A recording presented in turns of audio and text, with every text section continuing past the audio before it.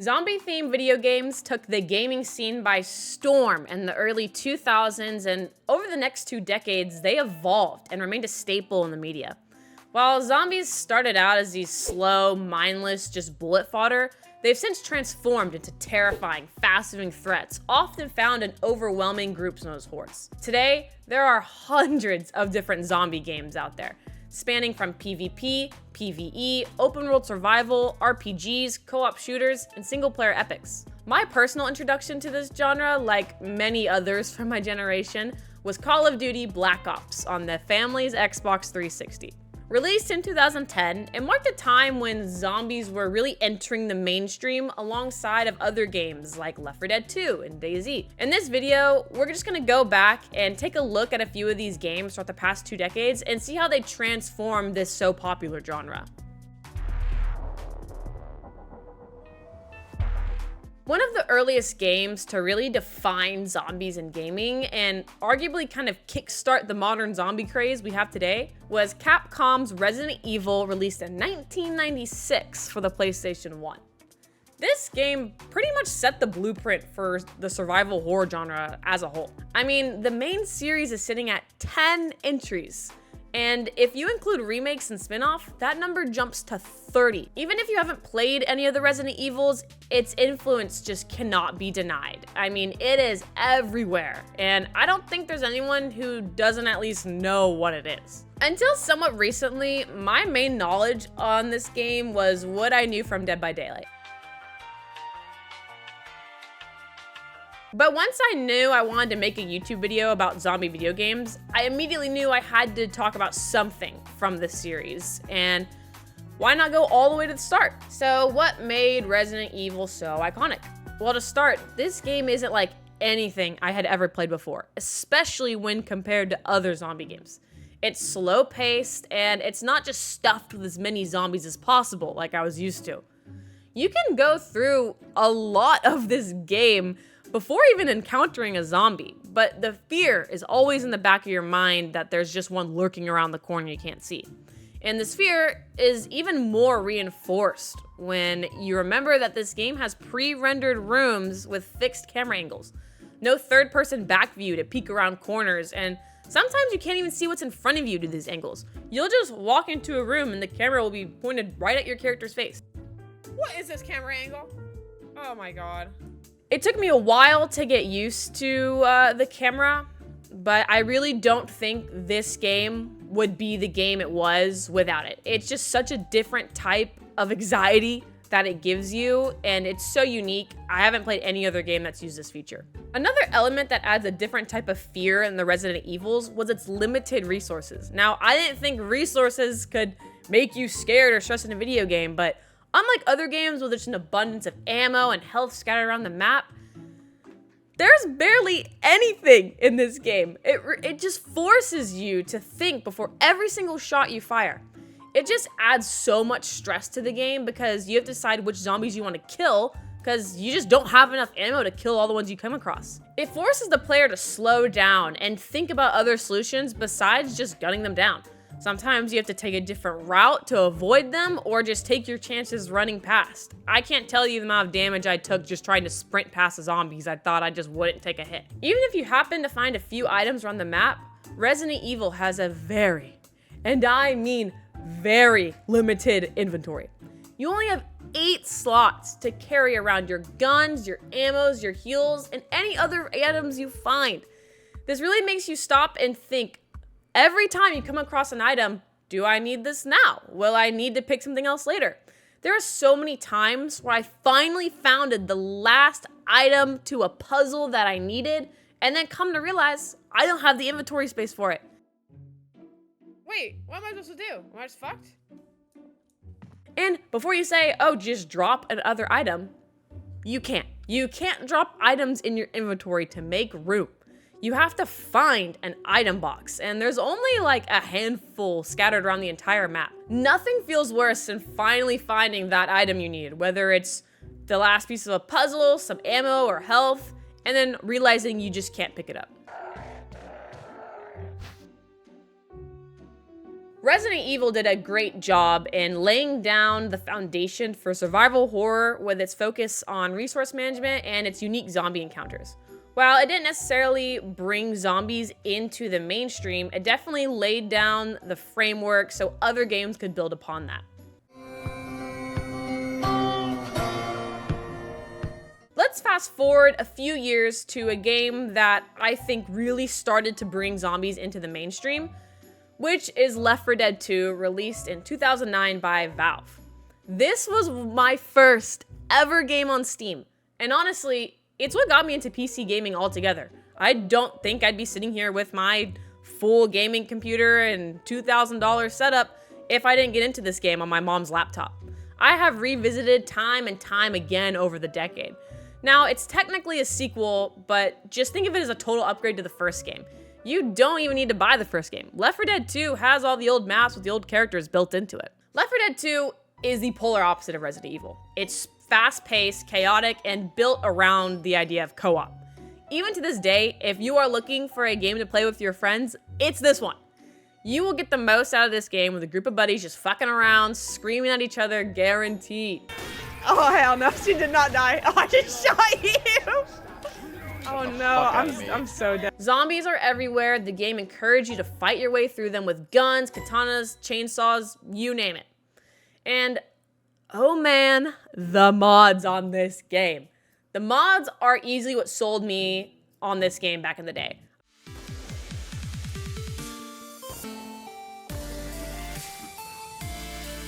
No. Oh hell. Oh, Gale.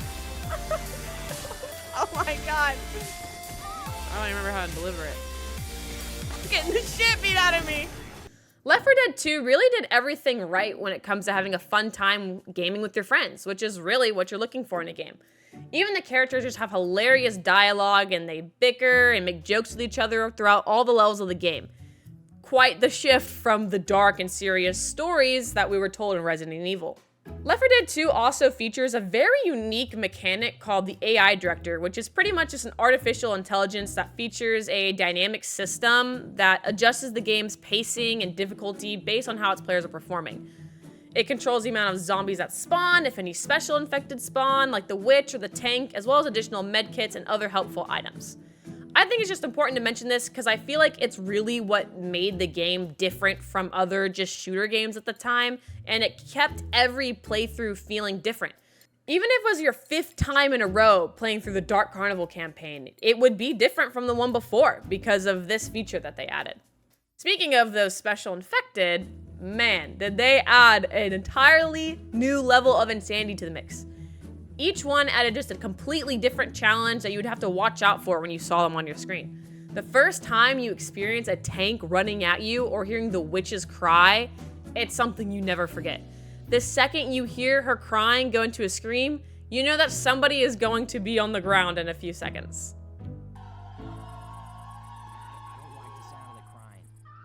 Oh, hell.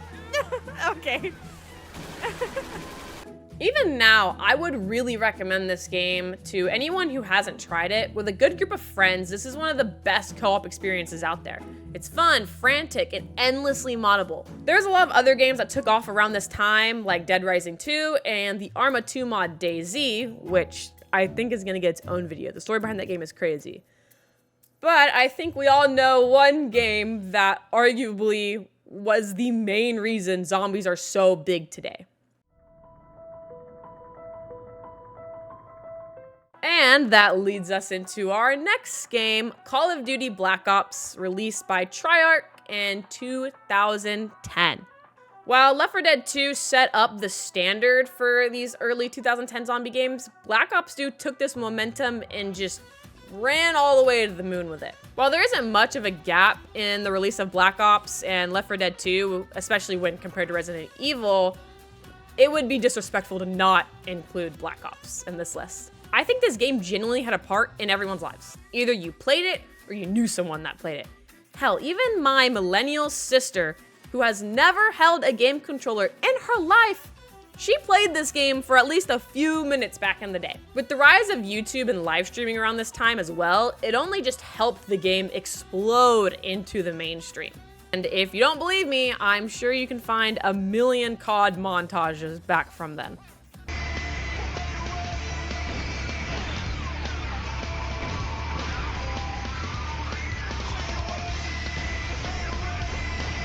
Call of Duty Black Ops had the privilege of already being on a lot of people's radars due to the previous success of the other Call of Duty games. And although it wasn't the first one to feature zombies, it was the first one to do it right. World at War was the first one in the series to introduce zombies into the Call of Duty universe, but it was much more of just like a fun bonus feature rather than like a fully fleshed out, polished game mode. Not to say there wasn't a big group of fans that enjoyed the zombie mode. People loved it. They wanted more. And that's exactly what Black Ops delivered. Starting with what I think is the best part about Black Ops is the maps. Each map has its own distinct feeling and story to it. The rundown theater of Kino de Toten to the rocket launch area of Ascension, each map was memorable and unique. The maps themselves are decently large, but the game does a great job of keeping it from feeling too overwhelming. I'm sure y'all know how Call of Duty Black Ops works, but you decide how to progress through the maps, choosing when and what doors to open, so you can take your time going through each room, seeing what guns are on the wall, before moving on to the next one. As you continue on, you'll find your favorite areas to train zombies, and you'll learn the location of perks like Double Tap that doubles your damage, or Juggernaut makes you super tanky. As you continue that exploring, you'll come to learn that each map has its own unique story attached with unique voice line, audio logs, and secrets that tell you more about this just insane sci-fi story about time traveling, teleporters, and a secret substance known as Element 115. And finally, let's be honest. I think we all know what made each map so exciting to play, and that could easily be attributed to the Easter eggs. Easter eggs are what made Black Ops Zombies. Easter eggs are bonuses, decently hidden challenges that you can do throughout a run that give you just so many different things, such as a new weapon, secret rooms, or will play a super good song. Some of these Easter eggs, really simple. One for Kino, you just need to find these 3 pieces of meteor around the map, interact with them, and then the best song of all time will play. Hearing this song for the first time, I think changed my music taste forever. I still have this song on my playlist. I do not skip it. Everything this band makes is so good. Thank you, Black Ops. Thank you. Oh my god, it's the best song of all time. I know I won't die alone. And then, if you wanted something more interesting than just a song playing, the Casimir Mechanism Easter egg found on Ascension. This one requires you to have 4 players, and I mean, just look at the freaking wiki page for it. There were so many times where I wanted to do one of these cool Easter eggs, but you do need to have a full group, so you plus 3 other players, because some of them are so complicated. You're not gonna do them with randos. But once you manage to get a full team, and you get to one of these crazy ass Easter eggs that just totally change how the game's going, it's so rewarding and it's so fun. It just completely changes the map, and it's like a whole new game. Either way, these Easter eggs added such a unique experience that added a replayability for every map. Since you couldn't win a zombies match, as the game just went on forever until you died, and if that's what you liked doing, great. Get to round 100 and spend 12 hours taking shifts on playing the game. For me, it really helped me to have a goal to accomplish. It also really helped the game gain so much popularity through YouTube due to all the Easter egg guides you could find online, since, like I mentioned earlier, some of them are very long and very complicated. Even looking past the maps and the Easter eggs, this game featured a very unique lineup of guns. While you can find all your standard military guns, there's also a handful of very sci-fi based guns known as wonder weapons. These wonder weapons could completely change how you play out a run. The Thunder Gun fires compressed air that kills zombies instantly at close range and knocks zombies down that aren't in the center of the blast. And then there's the Winter's Howl that fires a projectile capable of freezing zombies on impact. And we can't forget the ever so iconic ray gun. Getting these guns can just be so fun, and they can keep a match going for a lot more rounds. Some wonder weapons, like the Winter's Howl, are map specific, but a lot you just get via the mystery box. And just in case you weren't convinced Black Ops is one of the best games of all time, the mystery box is just gambling. The game has gambling, and gambling is awesome. 99% of gamblers quit before they win big. Remember that, kids. For a majority of people, myself included, this was their first introduction to zombie gaming, and for me, gaming as a whole. I mean, I wouldn't say I was really big into gaming yet, but this was one of my earliest experiences. We got the Xbox. I think it just came with Black Ops. I don't remember, and I remember playing zombies on it for a long time with my friends. It's very clear on why it did well. From its detailed maps, the replayable Easter eggs, and banger soundtracks, it's very deserving for the influence it had on gaming as a whole. While there are so many more games I want to talk about, whether it be DayZ, Dying Light, the final game we're going to go over is one that, even if you know nothing about video games, you're going to recognize this game. You probably already guessed, but we're going to be going over The Last of Us.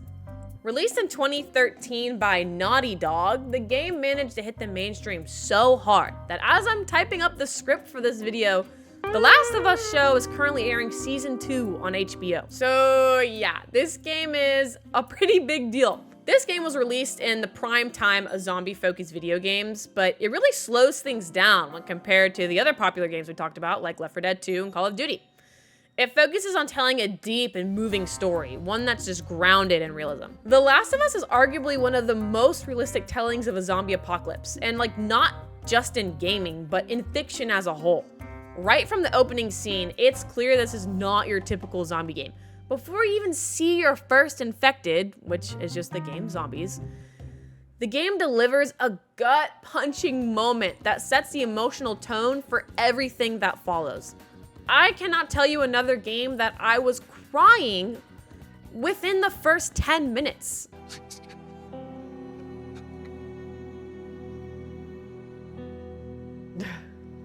Go! The infected that we come across in this game aren't just reanimated corpses like in so many other zombie tellings.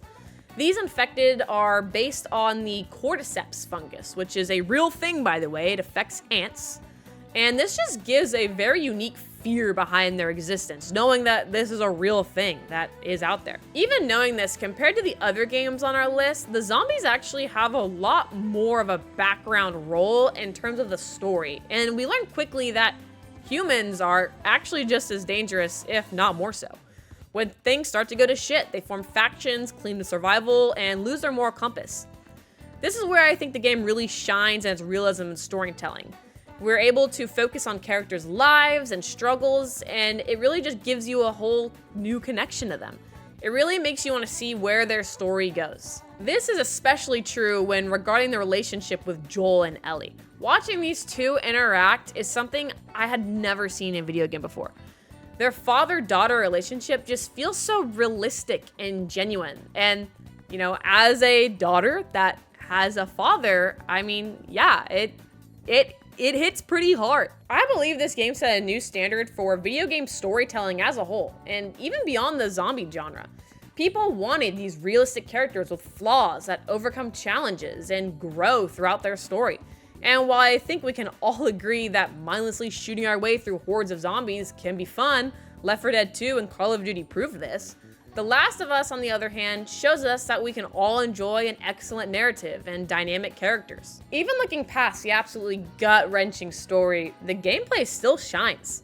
The game offers difficulty, and not just by throwing hundreds of zombies at you. It has less zombies than the other games, but these zombies are fast and very deadly. And don't get me started on the clickers. These infected are blind but lethal. To make up for their lack of sight, they make up in 100 times in their hearing. These creatures force you to slow down and focus on stealth.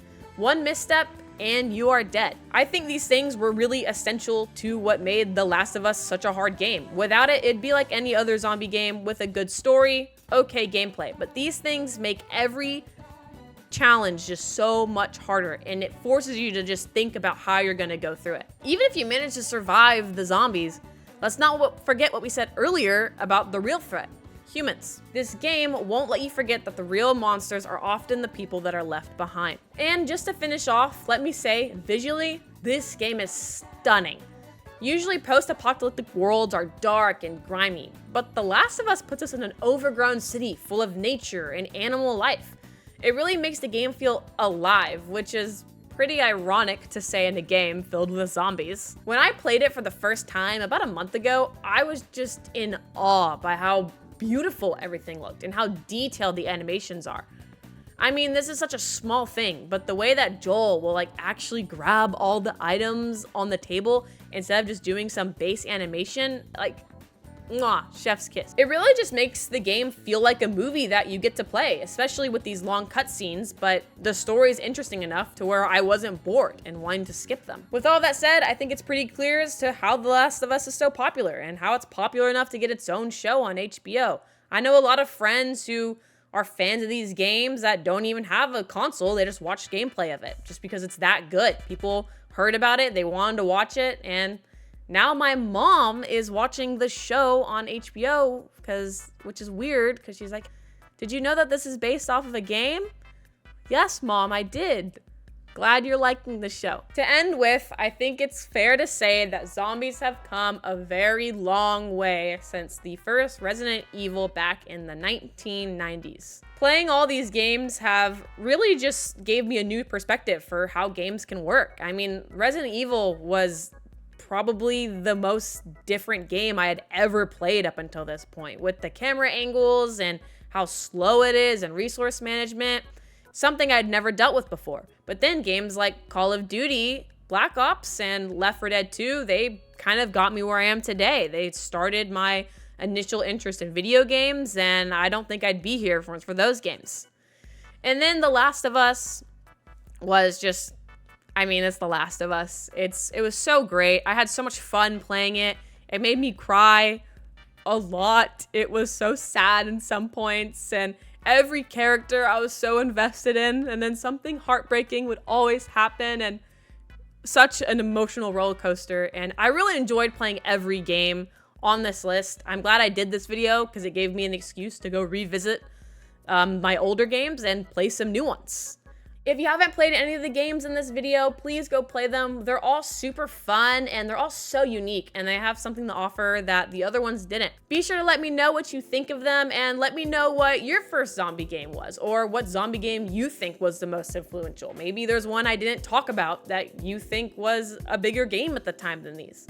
Either way, this is my first time doing a video like this, so let me know what y'all think. I'm probably gonna try out a few more of these, a little different from my old content. So be sure to subscribe and like the video if you want to see more of this. I appreciate y'all for watching, and be sure to check me out on Twitch. I streamed all those games over there, and I stream a lot of other games. Bye!